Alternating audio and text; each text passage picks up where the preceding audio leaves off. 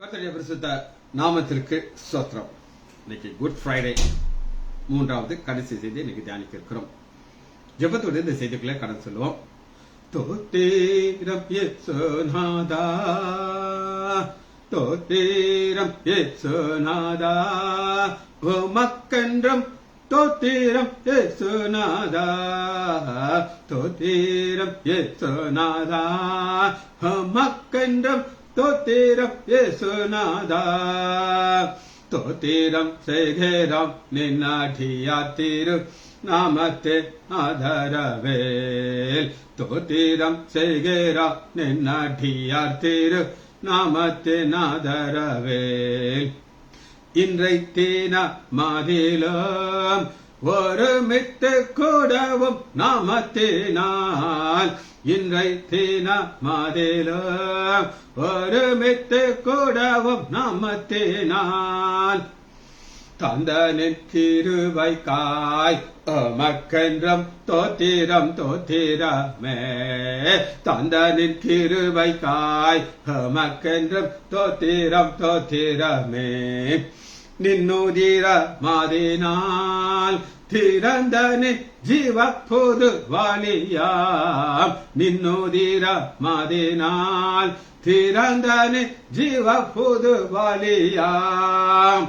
நின்னடியார்க்க பிதாவின் சன்னதி செரவுமே சன்னதம், நின்னடியார்க்கு பிதாவின் சன்னதி செரவுமே சன்னதம். இத்தனை மகத்துவமல்ல பதவிய பொது காலம் எங்களுக்கு, இத்தனை மகத்துவமல்ல பதவிய பொது காலம் எங்களுக்கு. எத்தனை மாதயவு நின் கிருபை எத்தனை ஆச்சரியம், எத்தனை மாதயவு நின் கிருபை எத்தனை ஆச்சரியம்.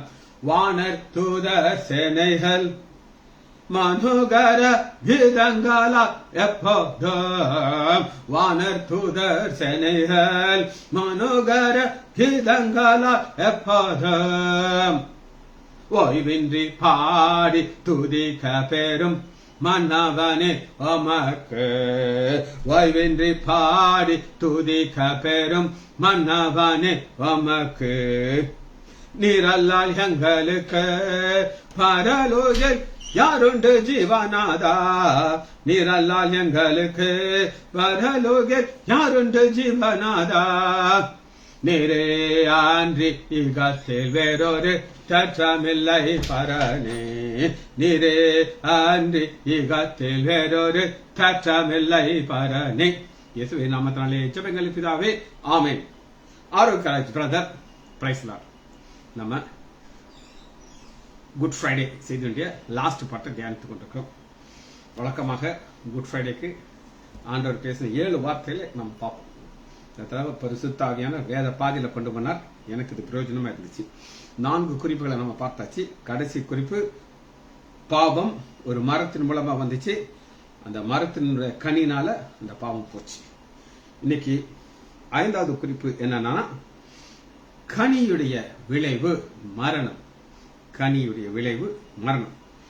ஆதியாகமம் 3வது அதிகாரம் 22வது வசனம், ஜீவ விருட்சத்தின் கனி என்பது நித்திய ஜீவனை கொடுக்கும் ஒரு மரம்.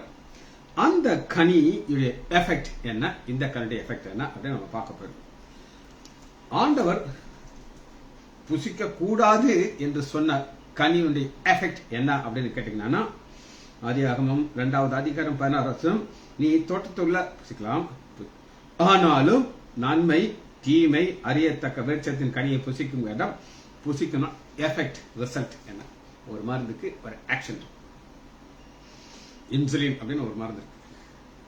அதை கண்டுபிடிச்சவரை நாங்கெல்லாம் அப்படியே அடோர் பண்ணுவோம். ஏன் அப்படின்னு கேட்டீங்கன்னா, டயபெட்டிக்ஸ் பீப்புளுக்கு அது ஒரு வரப்பிரசாதம். இன்சுலின் போட்டாச்சுன்னா அவங்க லைஃப் ஸ்டைலே மாறிடும். அந்த இன்சுலினுக்கு எஃபெக்ட் ஈக்குவலா இன்னைக்கு வர உங்களுக்கு வேற கிடையாது. அது போல இங்க நம்ம பார்க்கிறோம், ஒரு கனியோட effect, bad effect, side effect அப்படின்னு இருக்கும். ஒரு மருந்து சாப்பிட்டாச்சுன்னா சைடு எஃபெக்ட் வரும், அது மரணம். என்ன மரணம் தெரியுமா உங்களுக்கு? இன்சுலின் மாதிரி பென்சிலின் அப்படின்னு ஒரு ஊசி இருக்கு. அந்த பென்சிலினை யாராவது ஒருத்தங்களுக்கு ஒத்துக்கொள்ளாத அலர்ஜி உள்ளவங்களுக்கு போட்டாச்சுன்னா டெத் இமிடியேட்லி. ஆனா அதே பென்சிலின் எத்தனையோ பேருடைய உயிரை காப்பாற்றி இருக்கிறது. எத்தனையோ உயிரை காப்பாற்றிருக்கிற பென்சிலின் ஒரு ஆளை கொண்டு வரும். அதுபோல இந்த கனியுடைய எஃபெக்ட் என்னன்னா மரணம். ஆனா அதே நேரத்துல இன்னொரு கனி இருக்கு. அந்த கனியுடைய ரிசல்ட் என்ன அப்படின்னு கேட்டீங்கன்னா நித்திய ஜீவன் வெளிப்படுத்துதல். அதே சென்ட்ரல் இருக்கிற மரம் தான், அதே கனி தான் வெளிப்படுத்துதல்.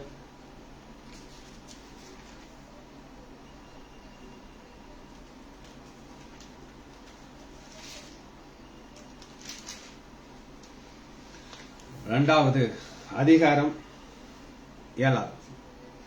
சேம் கனி, ஆனா நன்மை தீமை அறியத்தக்க கனியுடைய எஃபெக்ட் மரணம். வெளிப்படுத்தல் 2வது அதிகாரம் 7 ஆவியானவர் சபைக்கு சொல்லுகிறத காதல் கேட்கணும். ஜீயம் கொள்ளுகிறன் எவனோ அவனுக்கு தோட்டத்தில் தேவனுடைய பரதேசின் மத்தியில் இருக்கிற ஜீவ வருஷத்தின் கனியை புசிக்க கொடுப்பேன். இது யார் கிடைக்கும்? ஜெயம் கொண்டவர்களுக்கு. ஆதாம் ஏவாள் தோத்துட்டாங்க, நமக்கு ஆண்டவர் கொடுத்திருக்கிறார். சரி, 6வதாக ஒரு குறிப்பை உங்களுக்கு நான் காட்டப் போகிறேன். அது என்னன்னா அது உயர்த்தப்பட்ட கனி. உயர்த்தப்பட்ட கனி வாசிப்போமா? இந்த உயர்த்தப்பட்ட கனி என்றால் என்ன அப்படின்னு நான் உங்களுக்கு காட்டுறேன். எடுத்துக்கொள்ளுமா? யோவான் 3வது அதிகாரம் 12வது வசனத்தை பார்த்தீங்கன்னா, பூமிக்கு அடுத்த வேளை நான் உங்களுக்கு சொல்லியும் நீங்கள் விசுவாசிக்கவில்லை, பரம காரியங்களை உங்களுக்கு சொல்லணும். 2 ஆப்போசிட்டான காரியத்தை ஆண்டவர் கட்டுறாங்க. ஒன்னு பூமிக்குரிய காரியம், பரம காரியம். பூமிக்குரிய காரியம்னா என்ன சொல்லுங்க பார்ப்போம். எப்படி சம்பாதிப்பது, அது ஒரு டெக்னிக், எல்லாராலையும் முடியாது. எப்படி ஏமாற்றுவது, அது அதோட ரொம்ப கஷ்டம். ஏமாத்துறது லேசா கஷ்டமா? கஷ்டம். ஆனா ஏமாத்துறதுக்குன்னு ஒரு சிலர் இருக்காங்க, அவங்கள பீட் அடிக்க முடியாது. எப்படியாலும் ஏமாத்த உங்க தலையில கட்டிடும். ஒரு வக்கீல், பெரிய வக்கீல், அந்த சின்ன பையன்ல நான் அந்த பார்த்திருக்கேன். பயங்கரமான பிரில்லியன்ட். ஐசிஐ காலனியில் ஒரு வீடு விலைக்கு வந்துச்சு. நான் சொல்றது 20 வருஷத்துக்கு முன்னாடி உள்ள சம்பவம், நடந்த சம்பவம், கற்பனை கதை கிடையாது. இப்ப 25 வருஷத்துக்கு முன்னாடி 10 லட்சங்கிறது வெரி ஹியூஜ் அமௌண்ட். அந்த 10 லட்சத்தை இந்த வக்கீல் ஒரு வீட்டை வாங்கினார். வாங்கின பிறகுதான் தெரியும் வித்தவனுக்கு அந்த வீடு அவனுக்கு சொந்தமே கிடையாது. அப்படி நொந்து போயிட்டார். நொந்து போய் ஊரை விட்டே ஓடி மதுரையில் போய் செட்டில் ஆயிட்டார். பாருங்க, ஏமாத்துறவன் யாரையே ஏமாத்திட்டான் பாருங்க, ஒரு வக்கீலே ஏமாத்திட்டான். வக்கீல் தான் உலகத்துல எல்லாரும் ஏமாத்துவாங்க. தம்பி எபனேஸ்வர் நீ தப்பா நினைச்சுக்கிட கூடாது. தம்பி எபனேஸ்வர் வக்கீலுக்கு படித்துக் கொண்டிருக்கிறார். அப்படிப்பட்ட ஒரு வக்கீலே என்ன செஞ்சுட்டா? ஏமாத்தி போயிட்டான். ஆனா இங்க நம்ம பாக்குறது என்னன்னா, ஒரு சர்ப்பமானது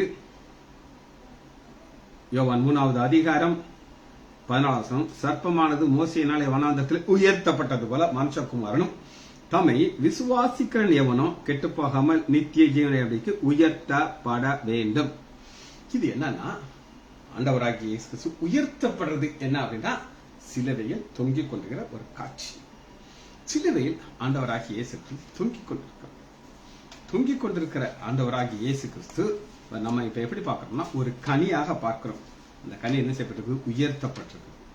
ஏன் அது உயர்த்தப்பட்டிருக்கிறது அப்படின்னு கேட்டீங்கன்னா, அது உயர்த்தப்பட்டால் தான் நமக்கு நித்திய ஜீவன் கிடைக்கும். இந்த உயர்த்தப்பட்ட கனியை குறித்து ஒரு சில காரியங்கள் உங்களுக்கு நான் சொல்ல போயிருக்கேன். இப்ப ஆண்டவராகிய இயேசு கிறிஸ்து நம்ம பார்க்கிறோம், உயர்த்தப்பட்டு தொங்கிக் கொண்டிருக்கிறார். சிலுவையில் அவர் தொங்கிக் கொண்டிருக்கும் போது முதல் வார்த்தை என்ன அப்படின்னு கேட்டீங்கன்னா, பிதாவே இவர்களுக்கு மன்னியும் சொன்னாரா? அப்படின்னா அவருக்கு மன்னிக்கிறதுக்கு உரிமை இல்லையா? அப்படிதான் ஆண்டவராகிய இயேசு கிறிஸ்து எத்தனையோ அதிசயங்கள் அற்புதங்கள் செய்தார். உன் பாவங்கள் மன்னிக்கப்பட்டது அப்படின்னு சொல்லுவார். உன் படிக்கை எடுத்துக்கொண்டு போ அப்படின்னு சொல்லுவாரா இல்லையா? நான் ஒரு சம்பவத்தை உங்களுக்கு காட்டுறேன். மத்தேயு 9வது அதிகாரம் 2வது வசனம். அங்கே படுக்கையிலே கிடந்த ஒரு திமிர்வாதக்காரனை இயேசுவிடத்தில் கொண்டு வந்தார்கள். இயேசு அவர்களுடைய விசுவாசத்தை கண்டு, யாருடைய விசுவாசம்? திமிர்வாதம் காரணம் கிடையாது. 4 பேர் தூக்கிட்டு வந்தாங்க பாத்தீங்களா? அவன் கூரையவே பிரிச்சு கீழே இறக்கிட்டான். இறக்கி கொண்டு வந்துட்டான். சொல்றாரு, திமிர்வாதனுக்கான். இப்ப விசுவாசம் யாருக்கு? தூக்கணும். யார்கிட்ட பேசுறாரு? திமிர்வாசி. மகனே திறன்கொள், உன் பாவங்கள் உனக்கு மன்னிக்கப்பட்டது என்றார். அப்பொழுது வேதபாரகர் சிலர் தேவதூஷன் சொல்கிறார்கள் தமிழ். இயேசு அவருடைய நினைவுகளை அறிந்து உங்கள் இருதயங்களை சிந்தித்து உன் பாவங்கள் மன்னிக்கப்பட்டது என்று சொல்லுவதோ எழுந்த நட சொல்லி எது எளிது? இந்த வசனத்துக்கு ஒரு விளக்கம் நான் உங்களுக்கு சொல்லணும். நம்ம கூட ஹைதராபாத்ல இருந்து ஒரு நண்பர் கூட இருந்தார், கதிரேசன். எல்லாருக்கும் தெரியும், தெரியாதவங்க யாருமே எங்க கிடையாது. கதிரேசன் பிரதர் நம்ம ஆஸ்பத்திரி வந்தாரு. அவர் காலில் அடிபட்டு வந்தார். அடிபட்டு வந்து அவரு ஒரு இந்து குடும்பத்தை சேர்ந்தது எனக்கு நல்லா தெரியும். அந்த ஒரு குடும்பத்தை தெரியும். அவங்க ஹைதராபாத்ல அவங்க வீட்டுக்கு நான் போயிருக்கேன். அவங்க ரட்சிக்கப்பட்டவர்கள் முன்னாடி அப்படி ஒரு one of the richest people ஹைதராபாத்ல. இப்ப வந்திருக்காரு ஆஸ்பத்திரியில் அடிபட்டு. அவர்கிட்ட உங்களுக்கு காலில் அடிபட்டுருக்கு, நீங்க ஒரு 2 நாள் இங்க இருக்க முடியுமா அப்படின்னு கேட்டேன். அவர் என்ன சொல்றாருன்னா, நீங்க எனக்கு ஒரு பைபிள் கொடுத்தா நான் 2 நாள் இங்க இருப்பேன், 3 நாள் நான் இருப்பேன். எனக்கு தலை சுத்திச்சு. இவரு இந்து குடும்பத்தை சேர்ந்தவர், பைபிள் கொடுத்தா 3 நாள் இருப்பேன் அப்படிங்கிறாருன்ட்டு ஒரே ஷாக் ஆயிடுச்சு. 1 இல்ல 2 பைபிள் தரேன்ட்டு ஒரு பைபிள் கொடுத்து விட்டுட்டு நான் பிறகு அவர் ரூம்ல உட்காந்து ஒரு வசனத்தை கொடுத்து இதுக்கு என்ன விளக்கம் அப்படின்னு கேட்டேன். விளக்கம் இதான் வசனம், வசனத்துக்கு எனக்கு விளக்கம் அப்படின்னு ரொம்ப சாடா கேட்டாரு. அப்போ அவர் சொன்னேன், இல்லைங்க பிறகு இதுக்கு இப்படிதான் இதுக்கு விளக்கம், இதுதான் என்னுடைய அர்த்தம் அப்படின்னு சொல்லி. டாக்டர், இதுவரை எனக்கு யாருமே இப்படி சொல்லி கொடுத்ததே இல்லை. எங்க பாஸ்டர் பிரசங்கம் பண்ணுவாரு, நாங்க கேட்டுக்கிட்டு ஆமீன் போட்டுட்டு வந்துடும். வசனத்துக்கு ஒரு அர்த்தம் இருக்குன்னு எனக்கு தெரியாது பாஸ்டர் டாக்டர் அப்படின்னு சொன்னாரு. அப்படியே என் கூட இருந்து கொஞ்ச நாளா கத்துக்கிட்டாரு. இந்த வசனத்தை அவருக்கு நான் சொல்லி கொடுத்தேன். எப்படின்னு கேட்டீங்கன்னா, உன் பாவங்கள் மன்னிக்கப்பட்டது என்று சொல்லுவதோ எழுந்து நட எது எளிது அப்படின்னு கேட்டேன். இல்லைங்க என்ன இருக்கு எனக்கு புரியல அப்படின்னாரு. நான் சொன்னேன், நீங்க உங்களை இந்த இடத்துல வச்சுக்கோங்க, எந்த இடத்துல இயேசு இருக்கிற இடத்துல வச்சுக்கோங்க. ஒருத்தர் திமிராகன்னு பார்த்து கிடக்கலாம். நீங்க அவன்கிட்ட போய் இதுல 2ல எது உங்களுக்கு சொல்றது லேசு அப்படின்னு கேட்டேன். இன்னும் எனக்கு புரியல அப்படின்னாரு. இப்ப அவன்கிட்ட போய் அவன் நடக்க முடியாம இருக்கான், அந்த பையன் தூக்கிட்டு வந்திருக்காங்க, அவனை நீங்க எழுந்து நடன சொல்லிடுவீங்களான்னு கேட்டேன். நான் சொன்னேன், அங்க எழுந்து நடக்க பார்த்தா நடக்க முடியாம இருக்கு, அது முடியாது அப்படின்ட்டு. அப்ப அது முடியாது, இது முடியுமா உங்களால கேட்டேன். எது அப்படின்னாரு. உன் பாவங்கள் மன்னிக்கப்பட்டதோ, எது உங்களுக்கு லேசிட்டு? இப்ப புரியுது சார், இப்ப புரியுது, 2மே நம்மளால முடியாதுங்கிறது இப்ப எனக்கு புரிஞ்சிருச்சு அப்படின்ட்டு. அவருக்கு ஒரே உள்ளமெல்லாம் கொழுந்து விட்டு ஏறி ஆரம்பிச்சு கப்ப கப்ப கப்பான்ட்டு ஹைதராபாத் போனார். போய் அவங்க பாஸ்டர் இந்த வசனத்தை எடுத்து உன் பாவங்கள் மன்னிக்கப்பட்டது என்று சொல்லுகிறதோ எது எளிது அப்படின்னு கேட்டாரு. ஐயோ, நீ எங்கேயோ போய் எங்கேயோ கத்துக்கிட்டு வந்து ஏன் காலத்தை பிடிக்கிற அப்படின்னு இருக்காரு. பாஸ்டர், உங்களுக்கு எது பாஸ்டர் லேசுன்னு? பாவத்தை மன்னிக்கிறது உங்களுக்கு லேசா, ஒரு திமிர ஆக்கள் எழுந்து எது லேசு அப்படின்னாரு. அப்படின்னு அவருக்கு ஒரு குஷி ஆயிட்டாரு. சரி, அது ஒரு பக்கம் இருக்கட்டும். அடுத்த வருஷம் பாருங்க, பூமியிலே பாவங்களை மன்னிக்கிறது மனுஷகுமார். பூமியிலே, அதை நீங்க அண்டர்லைன் பண்ணி வச்சு. ஆண்டவராகிய இயேசு கிறிஸ்து முதல் வார்த்தையை சொல்லும்போது சிலுவையில் தொங்கிக் கொண்டிருக்கிறார். தொங்கிக் கொண்டிருக்கிறதால தான் இப்ப நான் உயர்த்தப்பட்ட கனியாக காட்டுறேன். உயர்த்தப்பட்ட கனி என்றால் என்ன அப்படின்னு கேட்டீங்கன்னா, யோவான் 3வது அதிகாரம் 15. அந்த உயர்த்தப்பட்ட கனி நமக்கு நித்திய ஜீவன். பாருங்க, தனி விசுவாசிக்கிறவன் எவனால இருக்கட்டும், அவன் கற்பனா இருக்கும், சொப்பனா இருக்கும், ராமனா இருக்கும், எவனா இருக்கும், எக்ஸெட்ரா எக்ஸெட்ரா, எவனோ அவன் கெட்டு போகாமல் நித்திய ஜீவனை அடையும்படிக்கு இயேசு என்கிற கனி உயர்த்தப்பட வேண்டும். உயர்த்தப்பட்டாரா? சிலுவையில தொங்கிக் கொண்டிருக்கிறாரு. அவர் பூமியில தான் அவருக்கு அதிகாரம் இருந்துச்சு. பாவம் இப்ப அப்பாட்ட கேட்கிறார், பிதாவே மன்னி அப்படின்னு சொல்லி ஒரு ஜெபிக்கிறார். சரி, இது உயர்த்தப்பட்ட கனி. இந்த உயர்த்தப்பட்ட கனிக்கு ஒரு அடையாளத்தை காட்டுறார். பழைய பாட்டுல ஒரு சம்பவம். இங்க ஒரு உயர்த்தப்பட்ட கனி கிடையாது, உயர்த்தப்பட்டு கொஞ்ச நேரத்தில் சாக போறாங்க. எடுத்துக்கொள்ளுமா? 2 சாமுவேல் 18வது அதிகாரம். அப்சலோம் இவனும் உயர்த்தப்பட்டான். பூமிக்கும் வானத்திற்கும் நடுவில் தொங்கிக்கிட்டு இருக்கான். இது உயர்த்தப்பட்டதான், தொங்கிட்டு இருக்கிறான். எப்படி தொங்குறான் அப்படின்னு கேட்டீங்கன்னா, அப்சலோம் தாவீதின் சேவலுக்கு எதிர்பட்டான். அப்சலோம் கோவேரி கதிரை மேல் ஏறி வரும்போது அந்த கோவேரி கதிரை சன்னல் பின்னல் ஒரு பெரிய கர்வாலி மரத்தில் அந்த தலை கரவண்டை மாட்டிருச்சு. எனக்கு பிரச்சனையே கிடையாது, நீங்க எண்ணி பார்த்தலாம் எத்தனை, அது என்னவோ முடியாது, ஷைனிங் தான் அடிக்கும் அவனுக்கு. ஆனா அவனுக்கு ஏன் பண்ற மாதிரி இல்ல, சுத்தி முடி அவனுக்கு அவ்வளவு ஒரு பெருமை இருந்திருக்கும் அவன் முடிய பார்த்து. அந்த பெருமையிலே அவன் மாட்டிக்கிட்டான். அவன் தலை கர்வாலி மரத்திலே மாட்டிக்கிட்டது. அவன் வானத்திற்கும் பூமிக்கும் நடுவிலே தொங்கினான். இவனும் தொங்குறான். ஆனா இவன் கனி கிடையாது, சாபம். இவன் செய்த மோசமான காரியத்தெல்லாம் நம்ம இன்னைக்கு டிஸ்கஸ் பண்ணா டைம் போயிடும். ஆனா அவனை அங்கே கொலை செய்றாங்க, தொங்கிட்டு கிடக்கிறான். ஆனா நம்முடைய ஆண்டவராகிய இயேசு கிறிஸ்து இவன் தாவீதின் வம்சத்துல வந்தான். நம்முடைய ஆண்டவராகிய இயேசு கிறிஸ்து தாவீதின் வம்சத்துல வந்தவர், சிலுவையிலே தொங்கினார். அது தொங்குகிற கனி. சரி, இது 6வது குறிப்பு.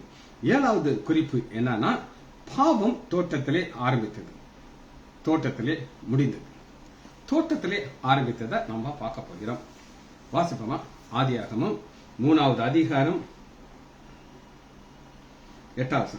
தேவனாகிய கர்த்தர் கிழக்கே ஏதேன் என்னும் ஒரு தோட்டத்தை உண்டாக்கி, தாம் உண்டாக்கின மனுஷனே அதிலே வைத்தார். வச்சுட்டு அவனுக்கு ரெண்டு வேலை கொடுத்தாங்க.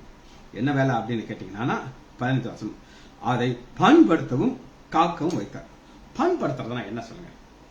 தரையை உழுகணும், அதுல விதைய போடணும், அத தண்ணி ஊற்றணும். இதெல்லாமே பண்படுத்துறது வேலை, அதாவது காக்கிற வேலை. எதை காக்கணும் அப்படின்னு கேட்டீங்கன்னா, ஆண்டவர் 2 வகையான மிருகத்தை உண்டு பண்ணினார். ஆதியாகமம் 1வது அதிகாரம் 24வது வசனத்திற்கு பின்பு தேவன் பூமியானது ஜாதி ஜாதியான ஜீவ ஜந்துக்களையும் நாட்டு மிருகங்களையும் காட்டு மிருகங்களையும் பிறப்பிக்கிறார். ஆண்டவர் உண்டாக்கும் போது 2 டைப் மிருகங்களை உண்டாக்குறார். ஒன்னு நாட்டு மிருகம், மாடு, ஆடு. உங்களுக்கு எத்தனைலாம் வீட்டுக்குள்ள எத்தனைலாம் மிருகங்கள் இருக்குமோ அத்தனை மிருகங்களை உள்ள போட்டுக்கோங்க. இதெல்லாமே வீட்டில் நாட்டு மிருகம். ஊருக்குள்ள இருக்கும். ஒரு மாடு இருக்கும், பால் கொடுக்கும். அதை வச்சுதான் உழுகிறதுக்கு கொண்டு போவாங்க, பால் கொடுக்கும். ஆடு இருக்கும், ஆடு மசாலா போட்டு பிரியாணி சாப்பிடலாம், ஆட்டு பால் கறக்கலாம். இப்படி மிருகங்கள் எங்க இருக்கலாம்? வீட்டுக்குள்ள இருக்கலாம். ஆனா இன்னொரு குரூப் மிருகம் இருக்கு, அதாவது காட்டு மிருகம். சிங்கம், புலி, இன்னும் எக்ஸட்ரா உங்களுக்கு என்னெல்லாம் தெரியுமோ எல்லாத்தையும் போட்டுக்கோங்க. அது காட்டுக்குள்ளதான் இருக்கணும். அது எங்க வரக்கூடாது? நாட்டுக்குள்ள வரக்கூடாது.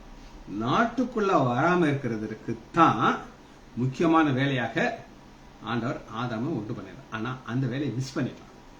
ஆதியாகமம் 3வது அதிகாரம், தேவனாகிய கர்த்தர் உண்டாக்கின சகல காட்டு மிருகங்களை பார்க்கிலும் எத்தனையோ காட்டு மிருகங்களை உண்டாக்கி, புலி, சிங்கம், எல்லா காட்டு மிருகம் எல்லாத்தபடிய டாப்பர்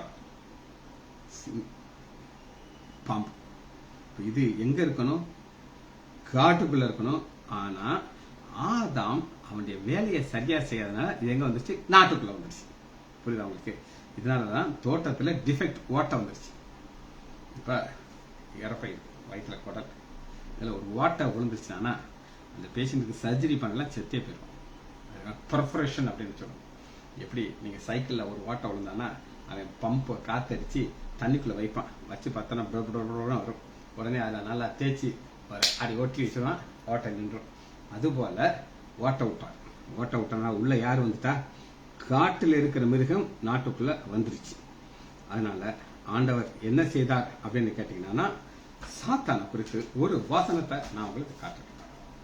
இத பவுல் மனதுல வைத்துட்டு தான் ஒரு வசனத்தை எழுதுகிறார். இத மனதுல வச்சுக்கிட்டு என்ன எழுதுறாரு அப்படின்னு நீங்க கேட்டீங்கன்னா, 2 கொரிந்தியர் 10வது அதிகாரம்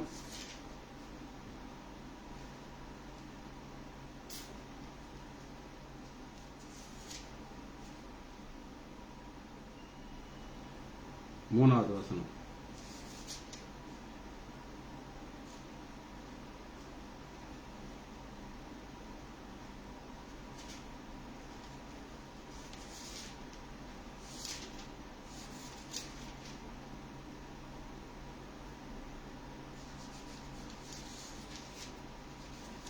ரெண்டு கொரிந்தியர்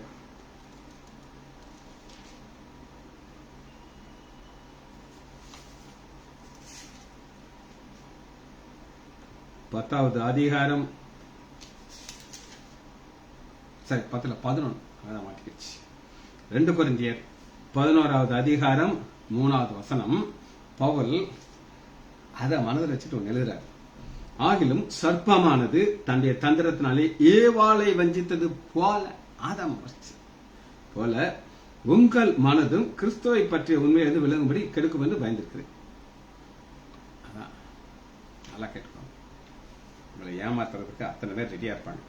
ஆனா இந்த தோட்டத்தில் ஆரம்பிச்ச பிரச்சனைய ஆண்டவர் எங்க முடிக்கிறார்னா தோட்டத்திலே முடிக்கிறார். எடுத்துக்கொள்ளுமா? யோவான் 19வது அதிகாரம் 41வது வசனம். அவர் சிலுவையிலே அறையப்பட்ட இடத்திலே ஒரு தோட்டமும், தோட்டத்தை சுற்றிலும் புதிய தோட்டம். தோட்டத்துல பிரச்சனை ஆரம்பிச்சிச்சு. ஆண்டுடைய மரணம் தோட்டத்தில். ஆண்டவர் எங்க ஸ்டார்ட் பண்ணுவாரோ அங்கதான் அதை முடிப்பார். வெளிப்படுத்துதல் 21வது அதிகாரத்துல ஆண்டவர் இதை மனதில் வச்சு ஒரு காரியத்தை உண்டு பண்ணியிருக்கிறார். தோட்டத்துல ஆதாம் ஏவாள் இருந்த ஏதேன் தோட்டத்துல கோட்டை கிடையாது, பாதுகாப்பா விட்டுட்டான். அதனால ஆண்டவர் என்ன செய்யறாருன்னா புதிய வானம் புதிய பூமியில ஆதியாகமம் 21வது அதிகாரம் 12வது வசனத்துல அதன் பெரிதும் உயரமான மதில் கட்டி வச்சிட்டான். எங்க வீட்டுல பாத்தீங்கன்னா ஒரு பெரிய மதில் இருக்கு சுத்தி. என் தப்பு என்ன பண்ணியிருக்கான்னா அது மேல கம்பி வச்சிருக்கிறார். அது ஒரு நீட்டி இருக்கும், அதுல 3 த்ரிஷூல் மாதிரி மேல இருக்கும், எல்லாம் ஷார்ப்பா இருக்கும். எவனாவது கொஞ்சம் கூறு இல்லாதவன் ஏறிங்கிட்டு குதிக்க பார்த்தானே பமத்தி ஒரு ப்ரொடெக்ஷனுக்கு வச்சிருக்கிறார். சிசிடிவி கேமரா வச்சிருக்கிறார். அதுல ஒரு போர்டு வச்சிருக்கிறார். நீ சிரித்து கொண்டே உள்ளே வா, நாங்கள் உன்னை பார்த்து கொண்டே இருக்கிறோம். இதெல்லாம் உள்ள வராம இருக்கிறதுக்கு அவர் வச்சிருக்கிற டெக்னிக். ஆனா ஆண்டவர் சிசிடிவி கேமராலாம் வச்சிருக்கல. என்ன வச்சிருக்காருன்னா 3 வாசல்கள், அதில் மதில் இருக்கு. இந்த மதில் எதற்காக இருக்கு அப்படின்னா சாத்தான் உள்ளே வரக்கூடாது. 14வது வசனத்தை சேர்த்து வாசிக்கிறவங்களுக்கு நகரத்தின் மதிலுக்கு 12 அஸ்திவார் மதில். சரி, இது 7வது குறிப்பு. 8வது மீறுதலினாலே பாவம் வைத்தது. மீறுதல்னாலே பாவம் வந்துச்சு. இப்ப ஒரு உதாரணம் நான் சொல்றேன். இப்ப ஒரு லாங் ஜம்ப் அப்படின்னு ஒண்ணு வச்சிருப்பாங்க. அதுல ஒரு கோடு போட்டிருப்பாங்க. ஃபாஸ்டா வந்து அந்த இடத்துல லேண்ட் ஆகி அங்க குதிக்கணும். நீ உங்க லேசா கால் இங்கிட்டு போயிடுச்சுன்னா பவுல். அது மீறிட்ட, கோடை மீறிட்ட. அதனால நீ எவ்வளவுதான் வேர்ல்டு ரெக்கார்டே நீ பண்ணிரு, அது டிஸ்குவாலிஃபை ஆயிட்ட. பாரு, உன் கால் தாண்டறதுக்கு அவங்க ஒரு கலர் எல்லாம் போட்டு வச்சிருப்பாங்க. அதைத்தான் இங்க நம்ம பாக்குறோம். வாசிப்போமா? ஆதியாகமம் 3வது அதிகாரம் 5வது வசனம். நீங்கள் இதை புசிக்கும் நாளிலே உங்கள் கண்கள் திறக்கப்படும் என்று நீங்கள் நன்மை தீமை அறிந்து தேவர்களை பற்றும் என்று தேவன் அறிவார். அப்ப சாத்தா என்ன செய்யறான் அப்படின்னு கேட்டீங்கன்னா மீற வைக்கிறான். மீற வைக்கிறான். நீ மீறு உன்னாக ஆண்டவர் சொல்லுவார், ஐயா நீ சாவன்ட்டு, நீ சாக மாட்ட. ஆனா நீ என்ன ஆயிடுவ? கடவுளை போல ஆயிடும். இதுதான் மீற வைக்கிறது. மீற வைக்கிறது ஒரு பயங்கரமான ஒரு ஜோக்கு. ஏன் அப்படின்னு கேட்டீங்கன்னா சில அப்புறாணி பசங்க இருப்பாங்க, அவனுக்கு ஒன்றும் தெரியாது. நான் உங்களுக்கு நடந்த சம்பவத்தை வச்சு நான் சொல்ல போயிருக்கேன். அமெரிக்கா மாதிரி பல இடத்துல ஸ்கூல் இருக்கும். இந்த ஸ்கூல் பக்கத்துல ஒரு வேன் இருக்கும். அந்த வேன்ல இந்த போதை பொருள்களை விற்பாங்க. அதை என்ன செய்வாங்கன்னா இந்த பசங்களுக்கு முதல் ஃப்ரீயா கொடுப்பாங்க. ஃப்ரீயா கொடுத்து முதல் நாள் கொஞ்சம் நாளா கிக் ஏறும், 2வது நாள் ஆட்டோமேட்டிக் அங்கே போவாங்க, 2வது நாள் கொடுப்பாங்க ஃப்ரீயா, 3வது வந்து காசு கேட்பாங்க. இல்லைங்க நேரத்தெல்லாம் ஃப்ரீயா, அது நேத்து இன்னைக்கு காசு. முதல் ஒரு ரீசனபிள் அமௌண்ட் கேட்பான், ஒரு $2 கேட்பான், அவன் பார்க்கறத கொடுத்துருவான். அடுத்து வந்தா $10 கேட்பான், சார் நேற்று 2, அது நேத்து இன்னைக்கு ரேட்டு வேற. அப்புறம் அவன் வீட்டில் போய் திருடி கொண்டு வருவான். இப்படி அவங்கள வந்து மீற வைப்பாங்க. அவங்க வாழ்க்கையவே ஒன்றும் இல்லாம ஆக்கிடுவாங்க.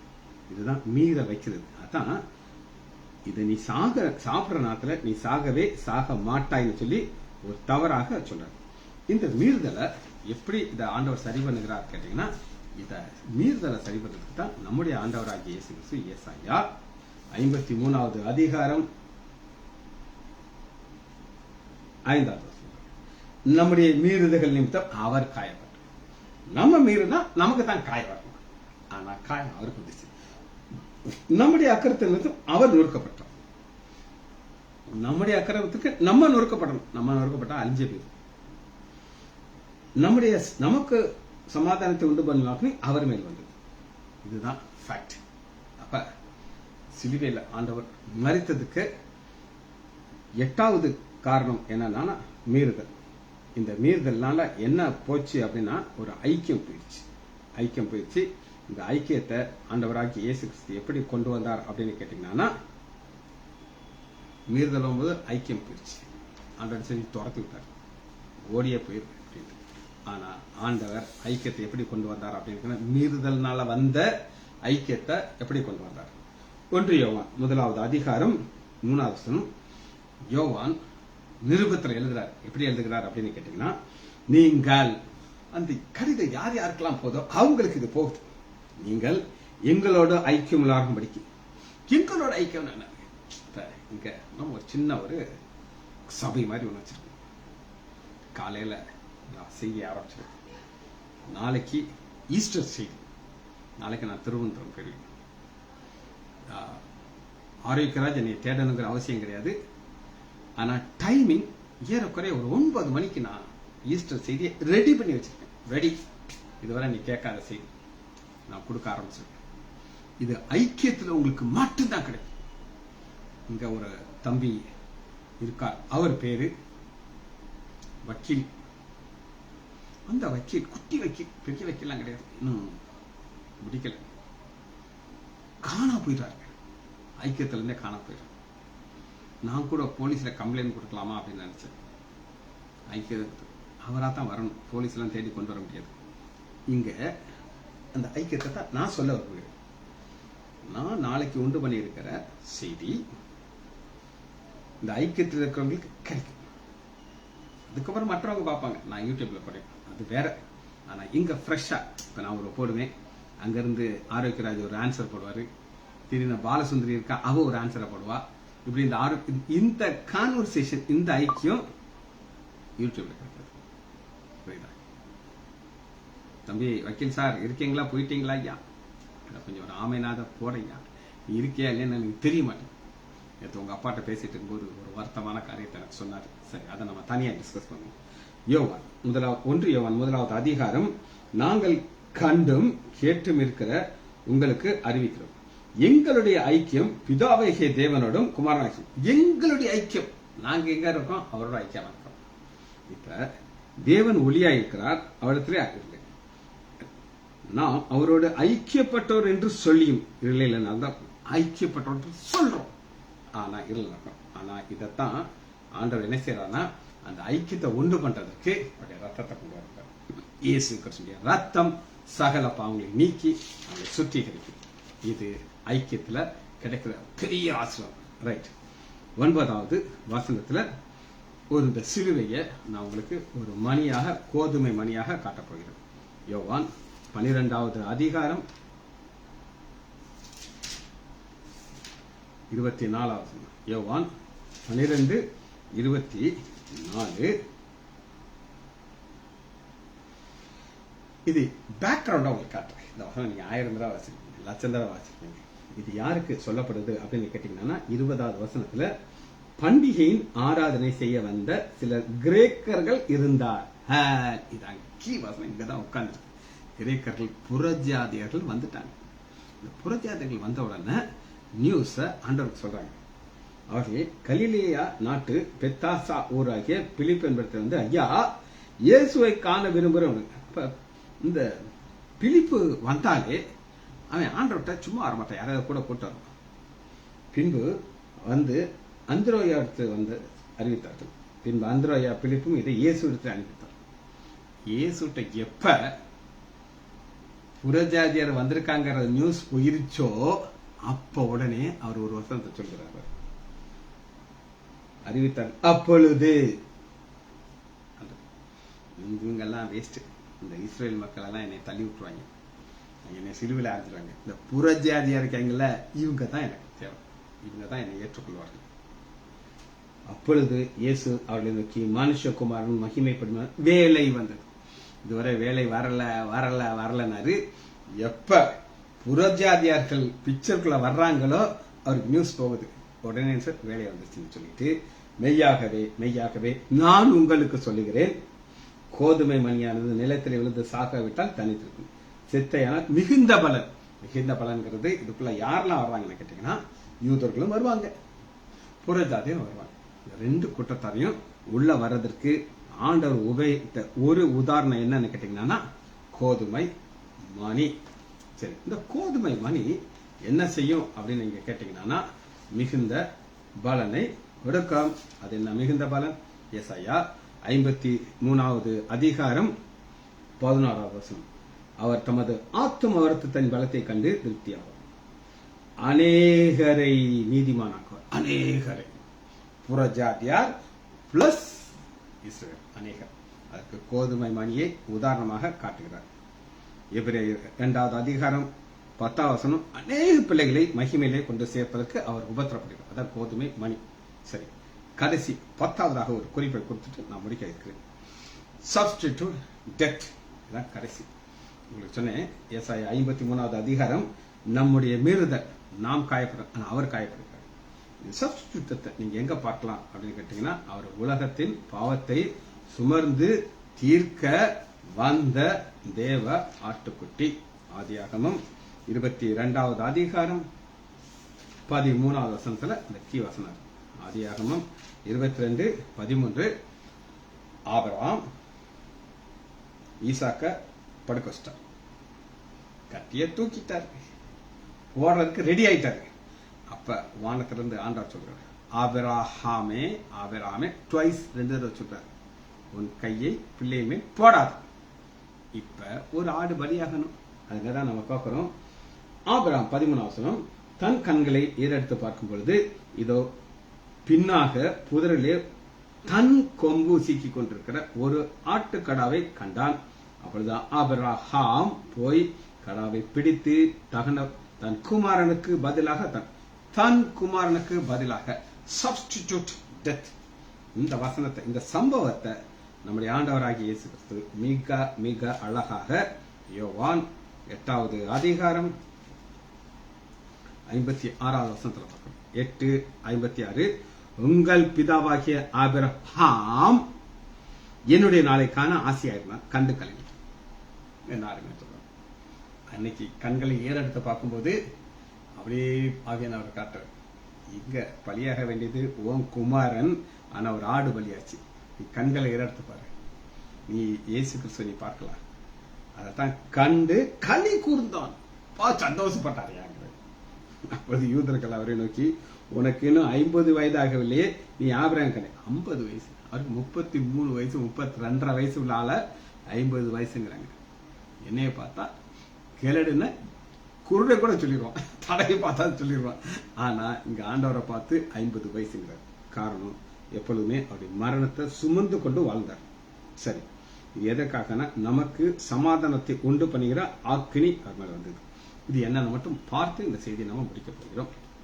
நமக்கு சமாதானத்தை உண்டு, நமக்கு எப்படி சமாதானம் கிடைக்குது அப்படின்னு கேட்டீங்கன்னா, பல வசனங்கள் இருக்கு. ஒரு வசனத்தை நான் சொல்லுவேன், எடுத்துக்கணும். 2 தீமோத்தேயு 1வது அதிகாரம் 9வது வசனம். 2 தீமோத்தேயு 1:9 நமக்கு சமாதானத்தை உண்டு பண்ண அவர் நம்முடைய கிரிகளின்படி நம்மை ரட்சியாமல், 2 தீமோத்தேயு 1வது அதிகாரம் 9, நம்மை ரட்சியாமல் தம்முடைய தீர்மானத்தின்படி, உலகத்துக்கு முன்னாடி தீர்மானம் பண்ணிட்டார், ஆதி காலம் முதல் கிறிஸ்து இயேசுக்குள் நமக்கு அருளப்பட்ட கிருபையின்படி நம்மை அழைத்து பரிசுத்த அழைப்பினாலே நம்முடைய ரட்சகராகிய இயேசு கிறிஸ்து பிரசன்னாலே அந்த கிருபை வெளிப்பட்டது. அவர் மரணத்தை பரிகரித்து கேன்சல் பண்ணிட்டாரு. அதுங்க கேன்சல் பண்றோம்.